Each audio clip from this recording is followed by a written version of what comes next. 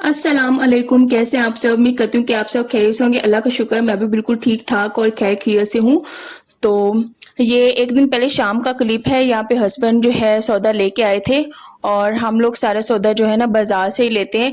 ये जो केले आपको नजर आ रहे हैं ना, ये अगर हम मार्केट से लें तो इससे भी ज़्यादा महंगे ना सिर्फ दर्जन आएंगे 250-300 में, लेकिन ये माशाल्लाह 300 में 2 दर्जन मिल गए। 150 की एक दर्जन है, तो बहुत ही ज़्यादा फ़ायदा रह जाता है। और उसके अलावा गरम मसाला, खजूर, हर चीज़ ना बाजार में बहुत ही यार रीज़नेबल प्राइस में मिल रही होती है। यहाँ पे तो एक कद्दू भी 120 रुपये का था। उसके अलावा मैंने अदरक लहसुन मंगवाया, इसका मैंने पेस्ट बनाना है। और गरम मसाला 50-50 वाला पैकेट है। इवन कि ये कलरिंग बुक मार्केट से लेना 100 रुपये की मिलेगी और ये 30-30 रुपये की है। तो इतनी सस्ती चीज़ें मिल रही होती हैं बाजार में, लेकिन यही जो मार्केट वाले हैं डबल ट्रिपल रेट के साथ लगा के बैठे हुए होते हैं। कोई बंदा दिल करता है कि खरीदे ही ना इनसे, और छोड़ दिया हुआ है इधर से लेना। उसके अलावा ये टमाटर है, ये भी बाजार से काफ़ी मुनासिब कीमत में मिल गए थे। उसके अलावा ये अगले दिन का क्लिप है, सुबह का टाइम है।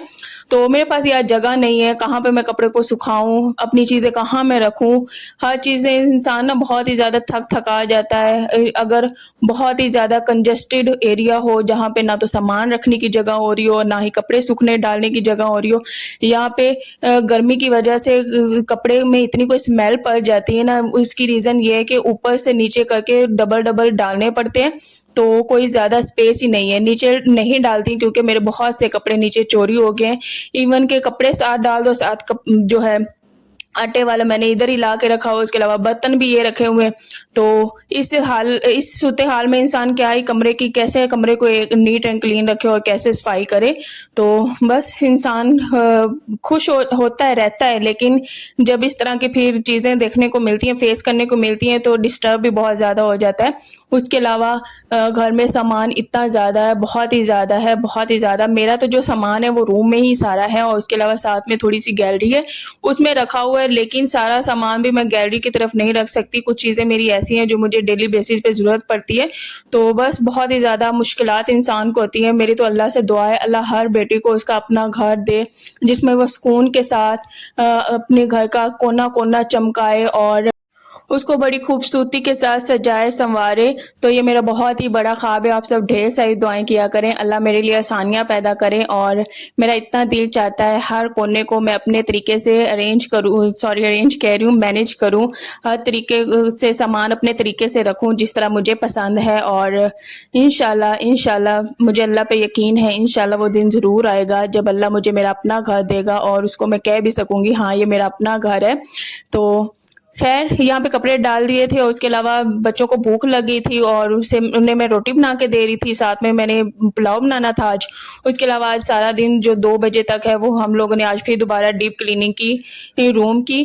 पहले बड़ी ईद पे की थी डीप क्लीनिंग, लेकिन सूरत-ए-हाल इस कदर होगी ना, बहुत ज़्यादा कंजेस्टेड घर होने की वजह से, बहुत ही ज़्यादा सामान होने की वजह से ना लाल बेग इतने ज़्यादा बढ़ रहे हैं जिसकी वजह से इंसान बहुत ही ज़्यादा परेशान है, डिप्रेस्ड हो जाता है। और बस वही सारा दिन स्प्रे किया है रूम में और उसके अलावा बस बर्तन मैंने निकाले हैं वो धोए। इवन के मेरे पास जो बर्तन है ना वो भी रखने की स्पेस ही नहीं है।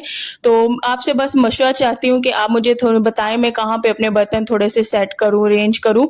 तो आपको तो सूरत-ए-हाल पता ही है, तो आप मुझे लाजमी बताइएगा। मैं आपके कमेंट्स का इंतज़ार करूँगी कि आप मुझे कोई ऐसा आइडिया दें कि मैं इन बर्तनों को कैसे अरेंज करूँ। और मुझे पता है कि आप सब मुझे बहुत ही अच्छा आइडिया देंगे और मैं उस पे ना फॉलो करने की भी कोशिश करूँगी।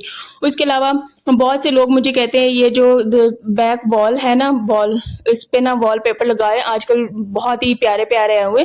तो मैंने सर्च किया, मैंने देखे और मैंने हस्बैंड से कहा हुआ भी है इंशाल्लाह इंशाल्लाह ये जो वॉलपेपर है किचन में, ये भी इंशाल्लाह मैंने अपने हस्बैंड से कहा हुआ है, ये भी बहुत ही जल्द मैं लगवा लूँगी। लेकिन उसके अलावा यहाँ पे मैं खाना बना रही थी, तो यहाँ पे प्याज ब्राउन करके फिर अच्छा ये जो है ना बीफ पुलाव बना रही हूँ, लेकिन इस जो है हड्डियाँ जो बच गई थी उसका बना रही हूँ। क्योंकि इसका जो कीमा था ना वो बनवा लिया हुआ था, जो उसकी बोटियाँ होती थी उसका कीमा बनाया था। उसकी जो हड्डियाँ साइड पे कर दी थी तो टाइम ही नहीं मिला था पुलाव बनाने का, इसका वो पड़ी हुई थी। तो उसके अलावा ना अदरक लहसुन का पेस्ट मैंने बना के झटपट से वो भी रख दिया था। जब हस्बैंड लेके आए थे ना मैंने फ़ौरन से वो बना लिया था अदरक लहसुन का पेस्ट। तो मेरी कोशिश होती है काम साथ ही साथ बंदा समेट दे, क्योंकि जितना काम बंदा पेंडिंग करेगा ना वो अगले काम भी साथ में इकट्ठे हो जाएंगे और बहुत ही ज़्यादा मुश्किल हो जाती है। तो इस वजह से मेरी कोशिश होती है जो भी काम होता है ना उसे साथ ही साथ बंदा समेट ले, और इस तरह बहुत ही ज़्यादा आसानी हो जाती है। तो अदरक लहसुन का पेस्ट भी बना लिया था, अब ये काफ़ी टाइम चल जाएगी। एक ये बॉटल है, इसी तरह की दूसरी बॉटल है जो ऊपर बर्फ़ वाले पोर्शन में मैंने रखी हुई है, तो बस ये 2 हैं, काफ़ी टाइम चल जाएंगी। तो बस मज़ेदार सा ये हम लोग पुलाव बना रहे हैं, तो बस यही खाएंगे, और उसके अलावा काम कर कर के इतनी कोई बस होगी, इतनी कोई बस थकावट होगी है। बस खाना खाया, उसके बाद चाय पी के थोड़ी सी थकावट उतरी है। तो आप सब कहते हैं कि मैं कुकिंग बहुत ही ज़्यादा अच्छी करती हूँ, तो आप सबका बहुत ज़्यादा शुक्रिया, बहुत-बहुत शुक्रिया, मुझे सुन के बहुत ही ज़्यादा खुशी होती है। तो यहाँ पे बस गरम मसाला जो मंगवाया था उसे भी मैंने कहा मैं कंटेनर में डाल देती हूँ।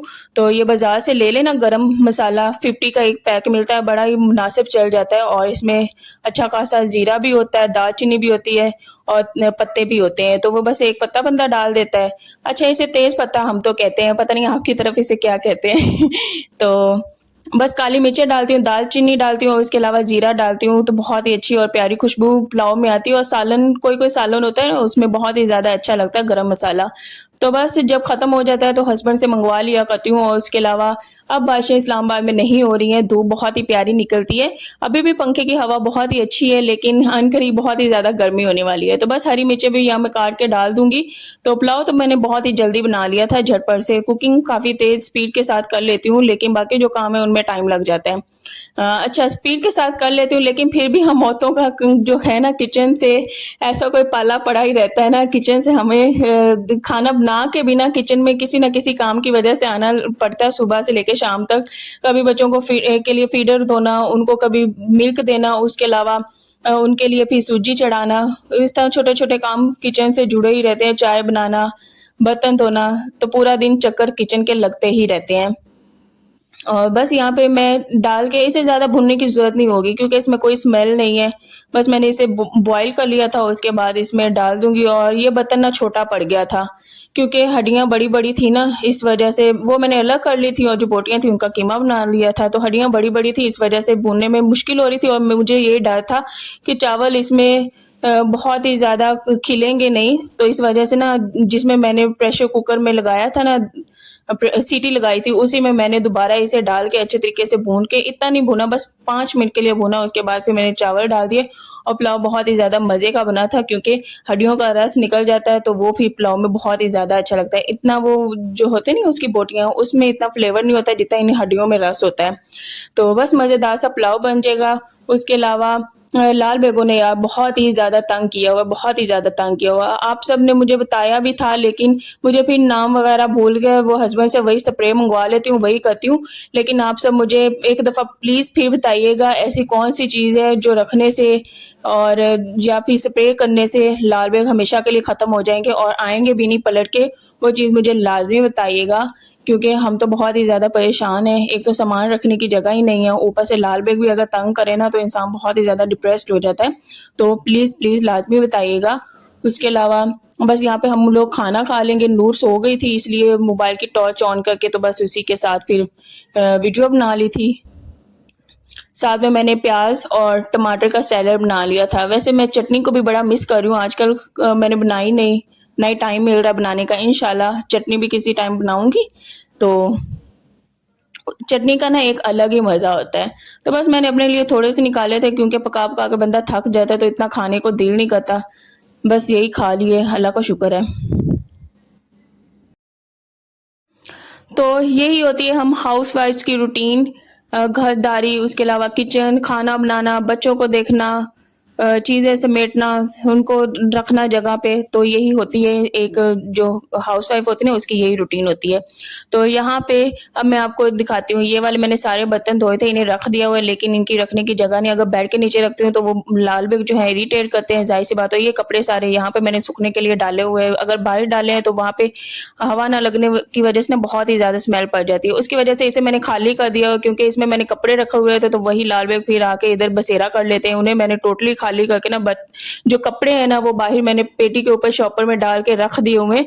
तो बच्चों के कपड़े मैंने कहा इधर महफूज रहेंगे, उसके अलावा ये मेरे बैग्स हैं, अब ये भी रखने की मेरे पास जगह नहीं है। तो मुझे लाजमी कमेंट्स करके बताइएगा कि ये सारी चीज़ें मैं कहाँ पे अरेंज करूँ, ऐसा कौन सा तरीका है कि बहुत ही ज़्यादा महफूज रहे मेरी चीज़ें और उन्हें नुकसान ना हो। कुछ चीज़ें ऐसी थी जो ख़राब हो चुकी थी लाल बैगों की वजह से, वो मुझे फेंकनी पड़ी थी बहुत ही ज़्यादा अफसोस के साथ। इंशाल्लाह नेक्स्ट व्लॉग में मिलेंगे, तब तक अल्लाह हाफिज़।